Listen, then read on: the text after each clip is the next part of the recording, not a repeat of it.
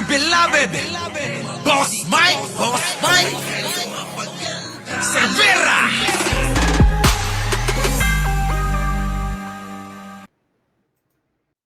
Good news sa mga kababayan natin at magbubukas na yung 24 hours. Oo, para sa mga OFW. Launch ito ng OFW mga kababayan. Talaga naman ang ating Pangulong Bongbong Marcos hindi lang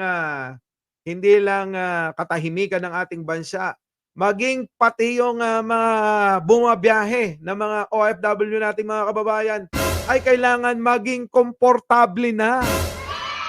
'Di ba? Siyempre nandiyan na yung aviation na MX crew na nasa Korea. Pag-uwi mo rito, nako, magugulat ka sa ating mga airport. Tingnan niyo naman ito.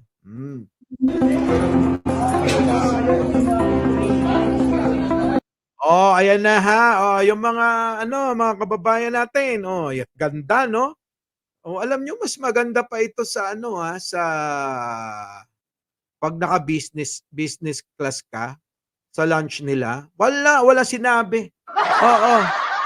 Sa Clark nga yung business class lunch nila pangit eh.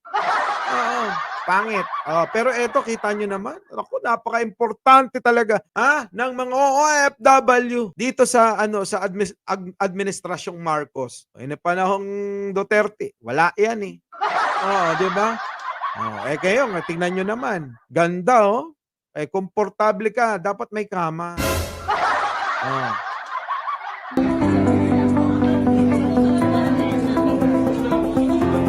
Hindi ko kayo, ha? Hindi ko kayo, ha? Yan ang hindi. Ayun, oh! Ibang level talaga. May ganun pa talaga, oh. May malaking aircon, malamig yan. Oo, tinalo pa yung yung aircon ni Gusgusin. Di ba? Ang ganda. Interview ko kayo. Ayan, tingnan niyo mga kababayan nating OFW na buena mano dyan sa OFW launch na yan mga kababayan. Kita nyo naman ang ngiti sa mga labi nila, talaga masayang masaya sila. Thank you naman kay kay Marcos administration. Huwag nating sabihin kay Pangulong Bongbong Marcos lang.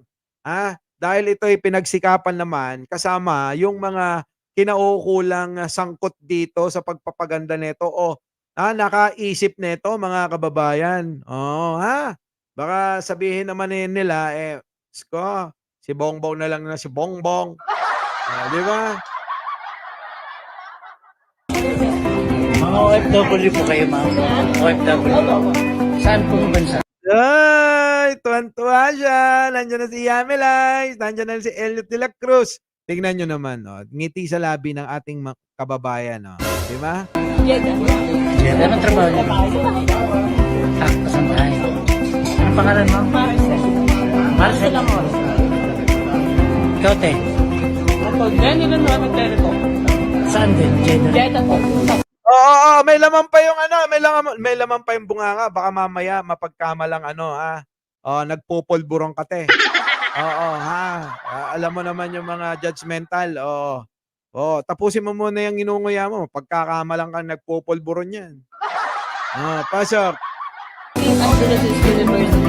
Kasambahay din po. Opo. Anong pakaramdam na meron kayong OFW lounge ngayon? Ano po? Masaya po. Sa first time po namin experience ko. May ganito po palagi. Ay, tignan nyo, may libre pang pakain! Abay, lintik na. Ibang klase. Ano ba? May libre ba yung pakain na yan? Ano yan? Bibili kayo doon? Pero ang ganda talaga. In fairness, maganda. Maganda. Sobrang ganda. Parang gusto ko na lang din maging OFW eh. Di ba? Doon na lang ako kay Ninang Lili Tonini tumira. Kahit mga na lang. Taga-hugas ng ng banyo niya. Tagalinis ng banyo nyo. Nakakaingit na maging OFW ngayon. Kung bukas lang to para ginagawa to ni Presidente Bongbong. Anong pwedeng masabi sa Sobra naman. Tapusin na natin to. Salamat po at least na-afford po namin yung better. Hindi na po kami gagas. Ano sabi? Oh, ano sabi? Anong kayong OFW lounge na yan? Ano po? Kaya po, first time din po namin experience to. Parang may ganito po pala dito. Bagong bukas lang to para talagang ginagawa to ni Presidente Bongbong. Oh, sabi, pinagawa ito ni Presidente Bongbong. Ayoko na nga i-flex lang si Bongbong eh. Baka sabihin nila, sobra-sobra na yung pag-ano natin, pagpapabango sa pangalan ni Bongbong. Eh, wala naman tayong magagawa, mga boss eh. Bakit? Eh, talagang magaling eh. Tumatrabaho talaga yung mama eh. Diba? Oh, ano magagawa natin doon? Anong pwedeng mo masabi sa kanila? Salamat po at least na-afford po namin yung better. Hindi na po kami gagas. Kanino ka nagpapasalamat? Kay President Bongbong Marcos. Salamat po. Salamat daw! Salamat daw kay Presidente Bongbong Marcos. Ayan na. O, ayan ha, mga boss ha. Kita nyo naman, good news. Mami Meow sa ating mga kapatid sa inyo, mga nasa ibang panig ng mundo. Nasa ibang bansa. Yung mga OFW nating mga kababayan. O, meron na kayo. Meron nang ginawang pagpapahingahan o proyekto para sa inyo. Etong OFW Lounge na ipinatayo di umano ni Pangulong Bongbong Marcos. Ito na panay ang baba ng link ni Tiger Eyes. Oo, baka naman Oy, thank you naman kay Geraldine Vicente. Thank you, boss. Yung mga basher natin doon, ang dami. Oo, parang nauna pa sa inyo yung mga basher natin doon eh. Pambira. Abay, huwag tayo magpapatalo sa alam naman nating mapanlinlang na tao. Diba? Dapat paglabas. Sabagay, mga boss Hashtag. Lamang ang mangmang. So, ibig sabihin, talagang maraming mangmang. Buti na lang yung ninang Lilito Nini ko, hindi naubos yung pera. Di ba? Si Tiger Eyes, hindi naubos yung pera. Si Master Rex, hindi naubos yung pera.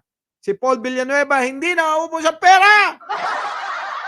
Dahil naniwala sila sa mga palabas natin, yung mga in-expose natin tungkol dyan kay Gusgusin. Di ba? Ay, nako. Okay talaga. Anyway, mga boss, hindi na ako magtatagal at kailangan ko pa magtrabaho bukas. Alam nyo naman, Lunes, Martes, magpapasweldo ng tao. Di ba? Merkulis, Huwebes, Biyernes, Sabado, Linggo, pahinga. Muli! Mike Cervera po lagi nagpapaalala, mahalin natin ang ating kapwa, ipagdasal natin lagi ang ating bansa sa mga makapili. Magandang umaga, magandang hapon, at magandang gabi sa mandako ng mundo. Naroon kayo, humabol pa si Mami Carmen Kimberly. Thank you po. Our beloved Boss Mike Cervera.